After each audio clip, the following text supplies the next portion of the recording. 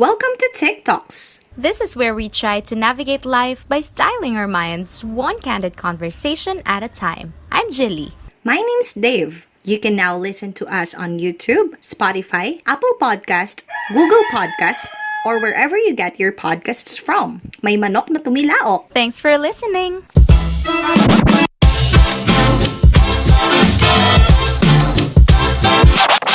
Hello, everyone. So, this is the 11th episode of TikToks. Oh my God. Yay! Yeah. And for today, we're going to talk about dealing with insecurities and self-doubt. So, it's not something new. I think most of us can Yeah. relate, especially the girls, not only in physical aspects na insecure ka kasi may mas maganda or mas gwapo sa'yo, but in life in general, to those people na ahead sa'yo and to those people na sa tingin mo better than you, how can we deal with that? We will be sharing some personal stories, 'di ba? I'm sure that all of Wow. us have insecurities when we were younger until now. How did Yeah. we move forward? And kung meron man kaming insecurities ngayon, paano kami nakakatuloy ng buhay despite of our insecurities. Okay, so right now, let's go to the nitty-gritty of our topic. O sige, how do we define muna insecurity, ate? I mean, how would you know if there's a person who is insecure? Paano natin yun mahahalata sa isang tao? And what do you think are the most common reasons why people are, insecure to other people? Okay. So, when it comes to insecurity or self-doubt, alam naman natin na just as what you said a while ago, a lot of people in general are experiencing insecurities every day. And when we say insecurity, the first thing that comes to mind is it's all about lack of confidence sa ginagawa mo or to yourself. And every time meron kang uncertainties or anxieties about doing something, parang siya, you don't trust yourself enough to be confident in the things that you do. So sometimes for some people, insecurities can be very bad na minsan sa sobrang lala, hindi na sila nagiging productive, lahat ng ginagawa nila sa buhay nila, kina-question nila, which is kind of crippling in a way na parang hindi ka na nag-move forward kasi puro self-doubt na lang yung iniisip mo. And the reason then why people are experiencing insecurity, I think, the first one is maybe they are just natural born pessimists. They are not in the right mindset. That is one reason. The second is when you feel like you are surrounded with people who are doing great things in their life and you couldn't help but compare yourself to them, 'di ba? Ganun eh. Yeah. Like kapag surrounded ka with people na ang galing niya sa aspect na to, or maybe siya lagi yung kino-comment, ganyan. Tapos you feel like wala kang ambag. Alright, madagdag ko dun sa sinabi mo, self-doubt. I think one of the most common reasons why people are insecure is they don't believe in themselves. I mean, Yeah. that's the root of self-doubt eh. Pag the time na hindi ka na naniniwala sa sarili mo. But, naisip ko din kanina while you're talking na sometimes, yung people na too perfectionist or maybe they were raised na lagi silang kino-commend, they were raised na parang lagi silang yung parang magaling, sila yung parang matalino, tapos there comes a time na naka-encounter sila ng situation na may mas magaling pala sa akin or may smarter pala sa akin. Doon nagsa-start yung insecurities. So maybe it's sa failure yun eh, nagsisimula. Kapag na-feel mo na mediocre ka lang, na parang you're not good at anything, you can do this thing pero hindi ka naman nag-excel doon. Then nagsa-start yung feeling of insecurities and self-doubt. Totoo, yung sinabi mo na sa failure siya nagsa-start. Kasi meron ding instances na sobrang optimist mo sa mga bagay and then pag may nangyaring isang sobrang laking bagay sa'yo na you failed, parang simula dun sa point na yon in your life, you'll start to get more insecure and you'll start to doubt everything that you do. Parang, for example, questionin mo na lahat. Na parang, hala, hindi ko pala kaya eh. Bakit in the first place I tried? Tapos, Ayan, And ganun. then you will start to feel as well na parang, am I not good enough? For example, sa romantic Oo. relationships, yung Mm. for example, you give everything to this person, and then okay naman kayo, and then for example, pinagpalit kayo, whatever, doon din nagsa-start yun. So work naman, parang Mm. for example, okay, I've been working to this company for how many years na, ganyan-ganyan, na-promote ako, and whatever, and then there's this instance na parang biglang may dumating na mas magaling sa'yo, at mas nakilala yon, doon na siya Mm. actually nagsa-start. Okay, so enough with defining defining what insecurity is, and parang thinking what are the most common reasons why people are being insecure about themselves. So maybe we can share some personal experiences, or maybe other people's experiences na nakita Mhm. natin na insecure sila, and then how did they move forward. Sige, ikaw muna mag-share o ako? Ako muna. Ikaw muna. Ako muna. Okay. Yes. Okay. So right now, I'm the first one who will tell a story. Maybe it's a personal story. So saglit lang naman to.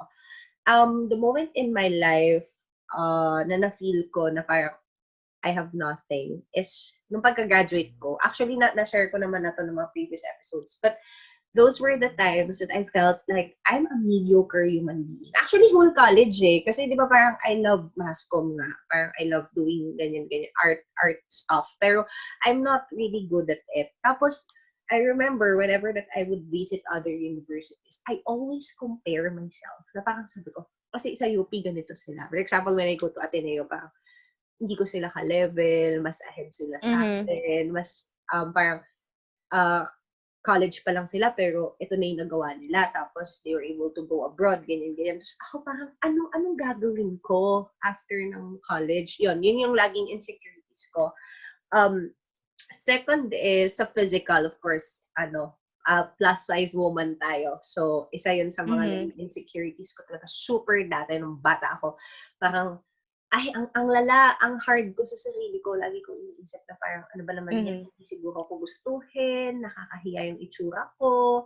Tapos parang, pag sa picture, hindi ako confident na parang, yung iba kasi parang, okay, mag-sleeveless ako. Ganyan. Yun yung mga tiny reasons ba't ako nagiging insecure. Pero more of mediocrity nung teenager ako. Kasi, isa pa, yung sa writing, I'm not really good in writing like you na parang sobrang galing. Pero sobrang, parang lagi ko sasabi, I have these thoughts na parang parehas sa iba. Pero, for example, there's a writer na parehas kami ng gustong sabihin, pero bakit siya kaya niya Pero isulat mas yun? oo. Oo, Mas ako hindi. na-articulate niya. Oo, exactly. Tapos ako, hindi ko kayang isulat yun. Pero pares naman kami ng utak nun. Pero hindi ko siya kayang i-express ng writing. So, yun yung isa sa mga insecurities ko. Sabi ko, hala, mas kung paano ako, ba't hindi ako ganun kagaling? Mga ganon. So, yun yung mga isa sa insecurities ko. Physical. Ikaw ba? Okay, so sa'yo, more on yon. Yung i-share ko naman is more of a personal part. Feeling ko ito na yung pinaka lowest point ng life ko and pinakamalalang experience ko with insecurities within myself. When I dealt with a breakup. So, syempre, um, that's one of the most common causes why people tend to be insecure and start to doubt themselves, right? So, hindi siya career. It's more on like spiraling down. Because, syempre, when someone doesn't want to stay in your life anymore, di ba? Parang, hindi mo naman may iwasan na isipin na, what could I have done better? Na parang, maybe I'm not worthy enough. And, tapos, nung time Yeah. pa na yun, sobrang, I feel so ugly na parang feeling ko I'm not enough and I don't look okay and I feel like I couldn't help but compare myself to other people na sana ganito na lang ako, na feeling ko kung ganito siguro akong tao, hindi ako iiwan, ganyan. Uy, ang drama nung hindi ako iiwan. Joke lang yan.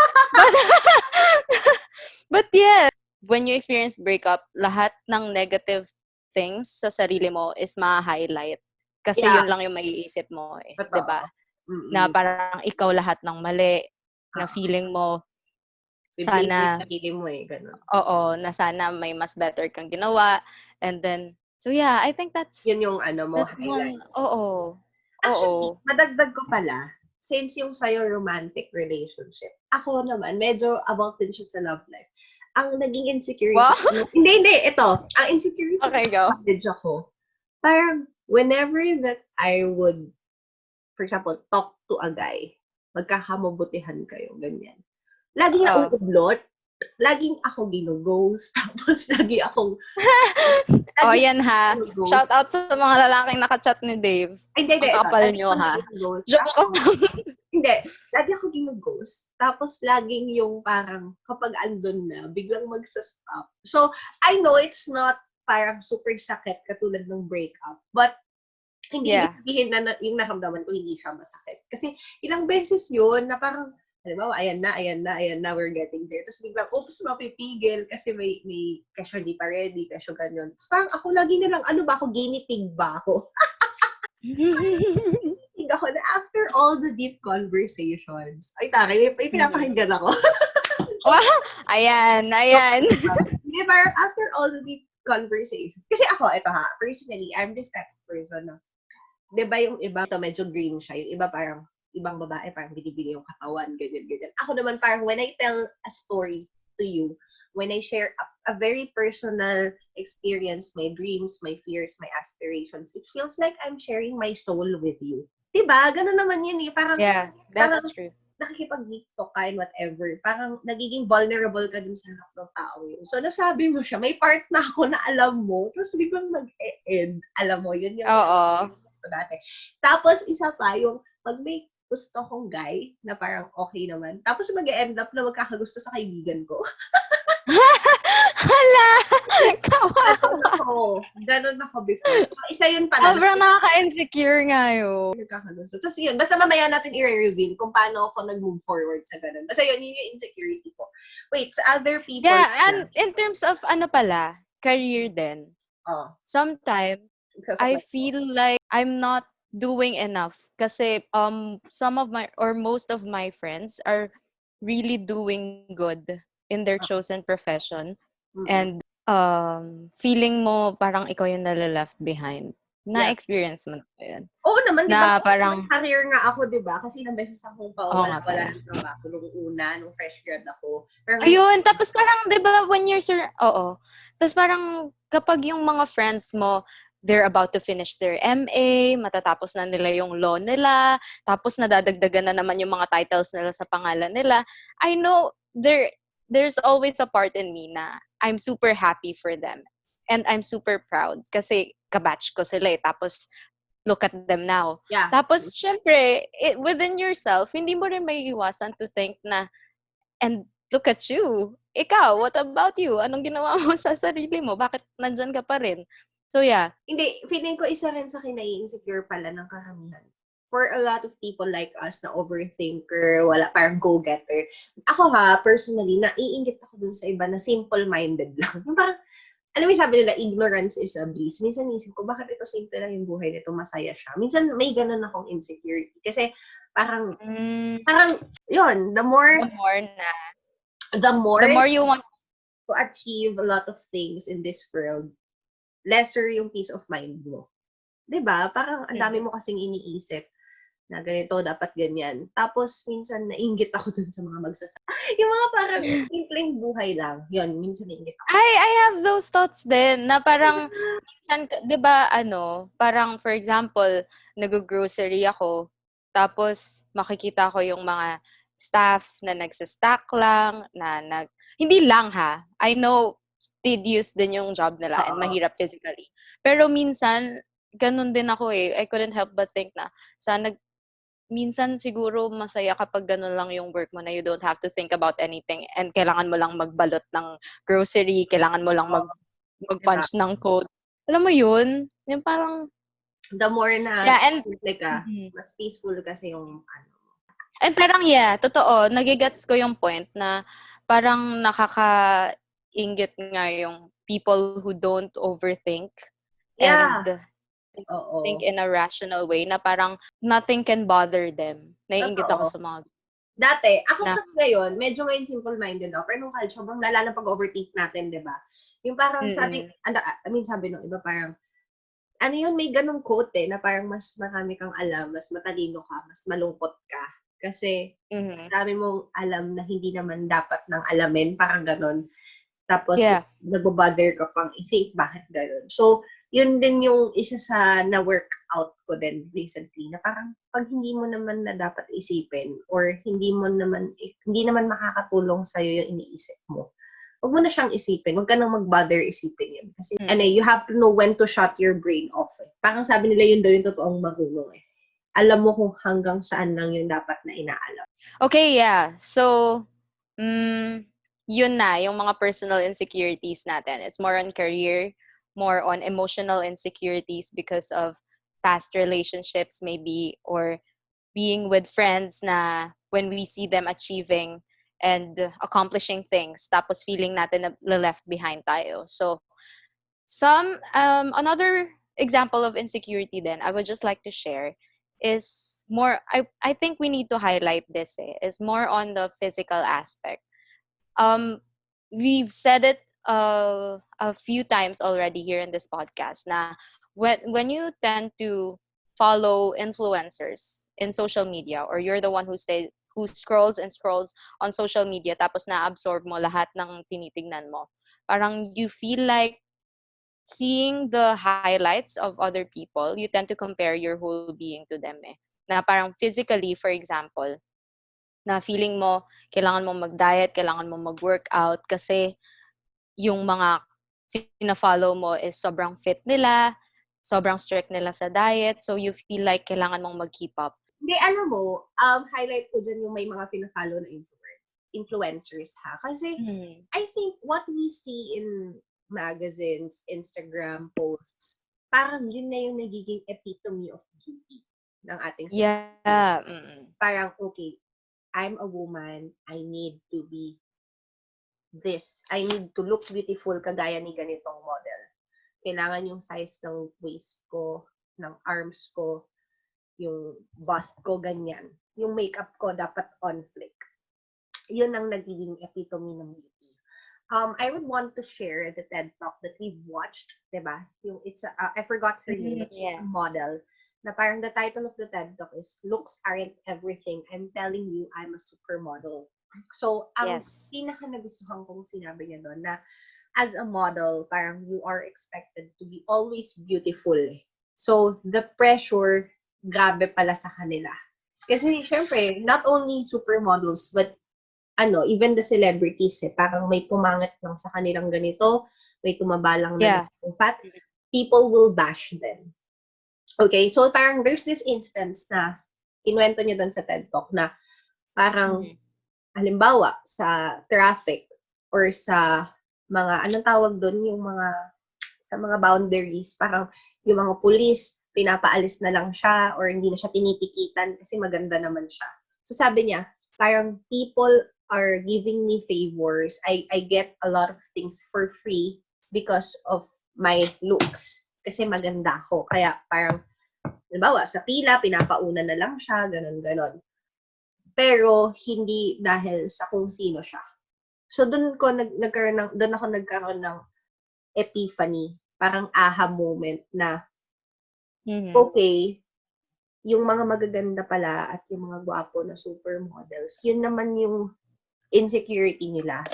Sino kaya yung tao or sino kaya yung tao or yung society na tatanggap sa kung sino sila or mamahalin sila. Kasi yun yung mahirap Like sa relationship, maybe nililigawan ka lang nito kasi ang ganda mong tingnan or pwede ka niyang i-display. Hindi dahil sa love ka talaga niya for who you are as a person. And another thing din na gusto ko sa sinabi niya, parang sabi niya, we models, this is something that I never tell it in front of the camera, but I always feel insecure. Diba? Parang sometimes you can't wrap your head about that kasi parang, hala, ang ganda-ganda nito, na-insecure pala siya. So, doon ko na-realize na we have our own, all of us have our own insecurities.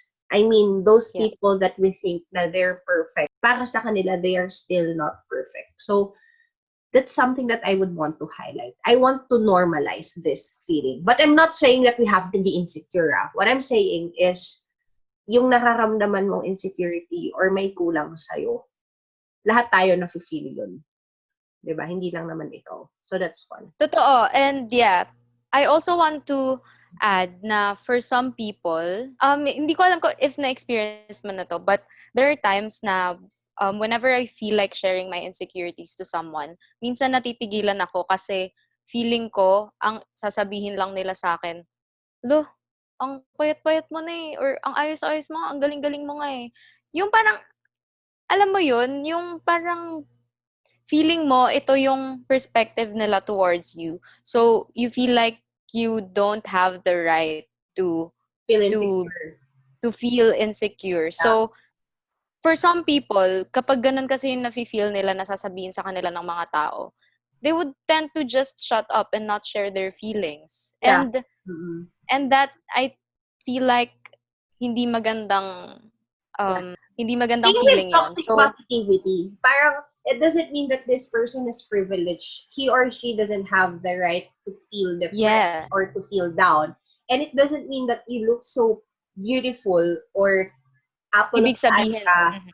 Hindi ka na Mhm. nakakaramdam ng ganon. So, yun lang So yun. yeah, that's what the reason why I pointed that is these are for this is for the people to everyone na I just want to remind you na if ever mag-share sa inyo ng insecurities or self-doubt yung friend nyo, and regardless if sobrang ganda niya or sobrang successful niya, I feel like you should be mindful and don't invalidate yung pag-share nila na, ang successful mo nga eh, or ang dami mo nga nagagawa sa buhay, tas ganyan pa yung nafe-feel mo. And then also, I think another thing that will be really helpful is ikaw na lang, compliment mo yung mga bagay na hindi nila nakikitang maganda sa sarili. Yeah. So, from there, doon sila, mapapaisip sila, oo nga, no, may ganito pala akong attributes na hindi ko Yeah. nakikita sa sarili ko. Para pala akong butterfly na lumilipad ako but I never saw how beautiful my wings are. Mga ganun ang peg. And also, kanina, we're talking about social media. I think the reasons why people tend to become more insecure when they look at these influencers. Kasi I know this is cliche na parang what we see in social media is parang perfect. Another thing kasi is, hindi natin nakikita yung struggles nila behind. Diba? Parang Yes. may ganun na parang, for example, when the person is super successful, parang di ba may ganun meme sa Facebook na parang yung thorns behind, yung struggles, yung nagkadapa-dapa, hindi natin nakita yun. Nakita natin yun, nandun na siya. Kaya ina-admire natin. So, I think yun din yung reason nun. Dapat maging maging malawak yung isip natin na hindi naman yun naging ganyan kung hindi niya pinagdaanan to. So, I'm sure, meron din siyang low points. May parang dark face din sa buhay niya. Hindi siya yung parang unicorns and rainbows all the time. I think yun kasi yung Yeah. kaya nagiging insecure yung karamihan. Ang whole point lang is you just have to remember that not everything that you see on social media is the whole being of someone. Kasi sino ba naman magpo-post ng insecurities and depression nila, 'di ba? So just remind yourself na don't compare your whole being to someone's highlights na nakikita mo lang online.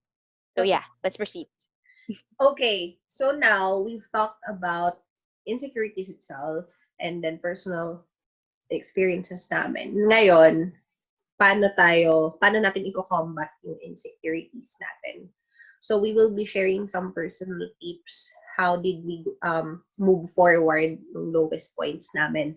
And also, what kind of people ba ang dapat nating sasamahan para hindi tayo nai-insecure? Okay, so dun muna tayo sa how did we move forward. Okay, ate, paano ka nag-move forward nung lowest points na ng buhay mo? nung insecure ka.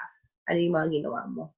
Yeah, the tips that I can share, the first thing is it all boils down to having the right mindset na dapat you have to I know this is cliche and a lot of people are already posting about it and reminding about it, but sometimes we don't take it to heart na you are worth it and you should always compare yourself to your previous self and not to someone else. So, kailangan ang standard mo hindi ibang tao. It it's okay to have an inspiration. It's okay to look up to someone, pero you don't have to be them exactly. You just have to take note of your personal achievements, no matter how small. Kailangan give credit to yourself on that. And if ever ikaw yung nai-insecure in terms of physically, I think it's all about acceptance. You have to love the body that you're in. I know cliche, but you just have to accept that yun yung blessing na binigay sa'yo, and you just have to accept that. And you should always think na yung definition of beauty ng society or the standards that our society right now when it comes to beauty is hindi naman yun eh. Kasi 'di ba nakakatuwa na right now ang mga nakikita natin online is beating the normal definition of beauty. Like Yeah. beauty doesn't have to be white skin, blonde hair, or abs, or Long nose or skinny skinny. mukha. Hindi yun eh, 'di ba? Parang beauty is stretch marks, Mm. scars, Eyebrow, and pimples. yeah. I know sinasabi natin na be your own critic, 'di ba? Mm. Ang i-criticize mo is yung sarili mo. But sometimes, um, the voices inside our heads or our own critic is too pessimistic. Kaya minsan, ay, eto, hindi mo yan kaya the next time. Kaya wag mo nang gagawin ulit. So, syempre, yung self-critic mo, ang sabihin, maybe you should stop or maybe you should give up. So, sometimes, yung inner critic natin is too pessimistic na hindi na tayo nakakagalaw. So, doon na tayo dapat may gawin. I feel like it's all about filtering kung ano yung mga Napakinggan naiisip mo. natin. Oo. Filter the advices that you give yourself. Alam mo, Kailangan lang lagi kang yung sinabi mo na parang we have to filter our thoughts kasi meron tayong part of our mind saying na hindi natin kaya. But deep inside your head, kaya mo naman ginawa yun kasi alam mo kaya mo siya eh. Hello, hindi ka naman mag-venture sa isang I don't know, career or life changes kung hindi mo nakitaan ng potential yung sarili mo. Totoo. Di ba, ang nabasa ko nga dyan, parang sabi, there are thousands of voices inside your head saying that you cannot do it. But you have to listen to that lone voice inside your head saying that you can do it. So, di ba, parang ang daming ganon, pero may isa doon na parang kaya mo to. Yun yung papakinggan mo. May napakinggan din akong isang podcast na she mentioned na this is just a statistic na in a day, our brains are natural overthinkers eh. So parang in a day, on average humans have 30,000 to 60,000 thoughts na tumatakbo sa utak. So imaginein mo na yung utak mo is a browser, tas sobrang daming tabs na naka-open, di ba? Yeah. And sometimes, anong nangyayari sa computer kapag ang daming tabs na naka-open? Nag-hang or nag-shutdown, naglalag. So I think it's a matter of processing and organizing your thoughts lang din. And another advice that I would like to give also is, eto very helpful to sa akin.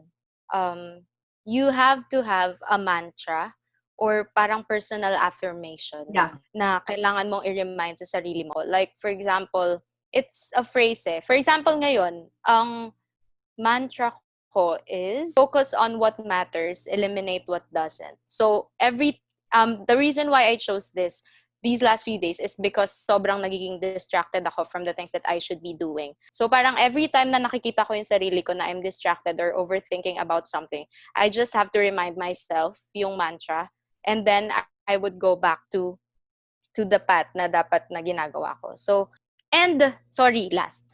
Also, ito na, napag-usapan rin natin to na you have to surround yourself with people who see the good in you. Mm-mm. Like, hindi mo rin may iwasan na your insecurities will come from the people, maybe sometimes your friends or your family, na palaging ang nakikita na lang sa'yo is yung negative side. Mm-mm. And if you always like spend time with them, tapos yun lang lagi yung naririnig mo, it will not do any good for your mental health. wag ka nang Yeah. magkwento sa kanila na parang, for example, Yes. but Mhm. these are my plans, for example. Okay, ito yung gagawin ko. You know what? I did this. And then alam mo naman na they're not gonna say anything good to you. Wag ka na lang mag-share sa kanila. Yung i-share mo yon dun sa mga taong na-appreciate ka, dun sa taong nag-radiate ng positive energy towards you. Kasi you will feel Yeah. naman who are these people na happy for your own success. So, Totoo. better to open up to these people na lang na good yung sinasabi. And if sa social media naman, maybe you can try to hide your story na lang to those people na parang puna ng puna, di ba? Or Yeah. hide mo yung post nila sa kanila kasi may masasabi na naman. So, wag ka na, tama yung sinabi mo, hindi mo pwedeng totally i-eliminate sila, lalo kung halimbawa, ka-office mate mo yan or ka-classmate mo siya. Yeah. But Mm. as much as you can, yung contact mo sa kanila and yung pag-share mo ng personal experience mo sa kanila, i-limit mo na lang din. Yeah. Tapos, since nabanggit mo yung not everyone is perfect when it comes to social media, I would want to remind everyone then na we have our own uniqueness and we don't need to belittle ourselves kasi there's a lot of things that we can do that other people cannot. And then, kapag naman nafe-feel mo na parang masyado ang yabang mo na, isipin mo rin na meron kang hindi kayang gawin na kaya nila. So, yun, we are unique, we have our own talents, and hindi lahat ng magagandang bagay na meron tayo nakikita natin. 'Di ba? So, tama yung sinabi mo. Kailangan may mga tao nagpi-pinpoint talaga na, alam mo, for example, physically, hindi ka ganun kaganda. Aminin natin, hindi siya ganun kaganda. Pero alam mo, kaya mong gawin to. Pero Yeah. alam mo, kaya mong gawin yan. You're good Totoo. at this. Tapos, kung halimbawa naman sa talent, parang, for example, hindi ka marunong magluto, ganyan. Hindi ka marunong magluto, hindi ka marunong magtanim or whatever. Pero you're good naman at painting. Alam mo yun, i-highlight mo rin yung good side na kaya niyang gawin. Kaya nung nabasa ko sa Facebook, parang sabi nung may isang employee na nakasabay niya yung electrician sa elevator. I'm not sure if you have read this. Sabi nung electrician, parang ang galing niyo po mag-English, ma'am, ganyan-ganyan. Hindi ko po kasi kaya yan, ganun-ganun. Tapos sumagot yung employee na, it's okay kuya, hindi ko rin naman kayang mag-ayos ng kuryente. So, Yeah. 'di ba, Mhm. yung electrician, na-boost yung confidence niya kasi, okay, hindi ko kayang mag-English, pero kaya ko naman palang gumawa ng kuryente. Yes. Meron naman pala akong kayang gawin. So, yun yung sobrang kailangan gawin natin sa isa't isa. So, yeah, it's a matter of understanding oneself. And remember that you are worth it no matter what other people say. We're Totoo all worth it. naman. Self-love. Char. Yun lang naman. Yes. Bye. Thanks for listening until the end of this episode. We do hope you got something out of it. Don't forget to follow or subscribe. Thanks for supporting. Ha ha ha! Ta-na-na-na-nam! Tick tick tock! Tick tick tick tick tock! Let's get scratching.